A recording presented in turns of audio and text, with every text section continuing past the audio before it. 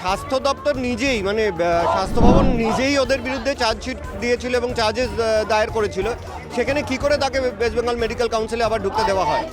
এই যে থ্রেট কি করে দিতে পারে একটি মেয়েকে, একটি কলেজ পড়ুয়া মেয়েকে, কলেজেরই ছেলেপিলেরা এই থ্রেট কি করে দিতে পারে? এই খুশির ব্যাপারটাও যেটা আমরা দেখলাম কালকে, খুশিরকে যেভাবে থ্রেট কালচারের শিকার হলো কালকে, তার মানে দেখা যাচ্ছে যে কেউই কোথাও সুরক্ষিত নয়। সহমর্মিতা ন্যূনতম যাদের আছে তারা কেউই রাজপথ ছাড়েনি, ছাড়া সম্ভব না। সন্দীপ ঘোষ এবং তার যে ঘনিষ্ঠ আশিস পান্ডে তার বিরুদ্ধে ছিল, কিন্তু সেখানে দাঁড়িয়ে নেওয়া হচ্ছে না। না, রিপোর্ট নেওয়া হচ্ছে না, মানে সিবিআই তো চার্জশিট জমা করতে চেয়েছিলেন, কিন্তু রাজ্য সরকার সেই আবেদন এখনও হাইকোর্টে দেননি। তো সেটাই আমাদেরও আবেদন যে রাজ্য সরকার যেন এই আবেদনটা দেয়। যেখানে সিবিআই অলরেডি চার্জশিটটা দিয়েছে, সেখানে নিশ্চয়ই সেই চার্জশিটে দোষী তারা, তাই জন্যই, এবং তাদের বিরুদ্ধে নিশ্চয়ই কোনো তথ্য আছে, তাই জন্যই এই চার্জশিটটা দেওয়া হয়েছে। আমাদের সবারই দাবি যেন রাজ্য সরকার সেই আবেদনটা করেন, মানে সেই আবেদন পত্রটা সেটাকে অ্যাকসেপ্ট করেন, কারণ এটা খুবই দরকার। মানে আজকের দিনে দাঁড়িয়ে ওনারা যদি অ্যাকসেপ্ট না করেন, যেহেতু গভর্নমেন্ট অফিসিয়াল, ওনাদের অ্যাকসেপ্টেন্সটা দরকার, সেখানে দাঁড়িয়ে আমরা যদি সেই আওয়াজটা না উঠাই, সেটা কখনোই সেই আবেদনটা অ্যাকসেপ্ট করা হবে না, এবং তাহলে তো পুরো ব্যাপারটাই আবার ধামাচাপা পড়ে যাবে। যাদের বিরুদ্ধে থ্রেট কালচারের অভিযোগ ছিল তাদেরকে মেডিকেল কাউন্সিলে পুনর্বহাল করা হচ্ছে, কি সেটাই তো, যেখানে স্বাস্থ্য দপ্তর নিজেই মানে স্বাস্থ্য ভবন নিজেই ওদের বিরুদ্ধে চার্জশিট দিয়েছিল এবং চার্জেস দায়ের করেছিল, সেখানে কি করে তাকে ওয়েস্ট বেঙ্গল মেডিকেল কাউন্সিলে আবার ঢুকতে দেওয়া হয়?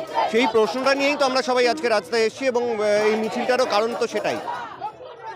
স্বাস্থ্য ভবন ঘেরা হয়েছে, এবার স্বাস্থ্যমন্ত্রীকে সরাসরি জবাব দেওয়ার কথা বলছেন। কারণ এই স্বাস্থ্য মানে স্বাস্থ্যের যা কিছু, তার যে একদম সর্বোচ্চ পদাধিকারী তো স্বাস্থ্যমন্ত্রী, তো তাকেই তো সেইটার ব্যাপারে মানে দেখাশোনাটা করতে হবে। যে এই যে আবেদনটাও ওনার কাছেই আমাদের আবেদন, যে এইটা অ্যাকসেপ্ট করুন, এবং এই যারা অলরেডি আপনারই স্বাস্থ্য ভবন থেকে যাদের বিরুদ্ধে চার্জেস দেওয়া হয়েছে, তাদেরকে কি করে ওয়েস্ট বেঙ্গল মেডিকেল কাউন্সিলে আবার ঢুকতে দেওয়া হয়? সেই প্রশ্নটা তো ওনার কাছেই, এবং তাই জন্য এই প্রশ্নটা আমাদের করে যেতেই হবে। এবং শুধু তাই নয়, এই খুশির ব্যাপারটাও যেটা আমরা দেখলাম কালকে, খুশিরকে যেভাবে থ্রেট কালচারের শিকার হলো কালকে, তার মানে দেখা যাচ্ছে যে কেউই কোথাও সুরক্ষিত নয়। আমরা সেইটা আমাদের দেখতে হবে, এবং প্রত্যেকটা মানুষকে আমার মনে হয় মানুষের পাশে দাঁড়াতে হবে, তাছাড়া কোনো কিন্তু উপায় নেই। আমি তো সেটাই বোঝার চেষ্টা করছি যে মেসেজটা কি, পয়েন্টটা কি, আমাদেরকে ঠিক কি বলার চেষ্টা করা হচ্ছে এরকম ঘটনা ঘটিয়ে, কারণটা কি? মানে এত ঘৃণ্য অভিযোগ যাদের বিরুদ্ধে, এবং কোটি কোটি উদাহরণ রয়েছে ছাত্রছাত্রীদের মুখে, এদের সম্পর্কে যা গল্প শুনেছি প্রমাণসহ এই আন্দোলনে এতদিন থাকার দরুন, এদের অপরাধ ঘৃণ্য।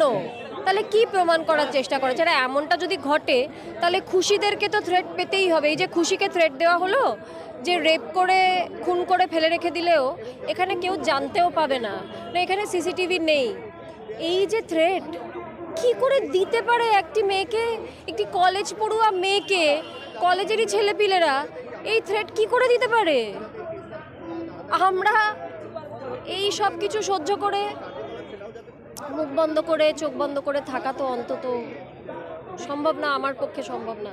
তাই আমি রাজপথ কোনোদিনই ছাড়িনি, এখনও ছাড়ছি না, কারণ আমার যেহেতু যাদের আমার মনে হয় কোনো ভেস্টেড ইন্টারেস্ট নেই এই লড়াইয়ে, শুধু জাস্টিসটুকুই চেয়েছে, আর একটা তিলোত্তমা যাতে না হয় সেটা চেয়েছে।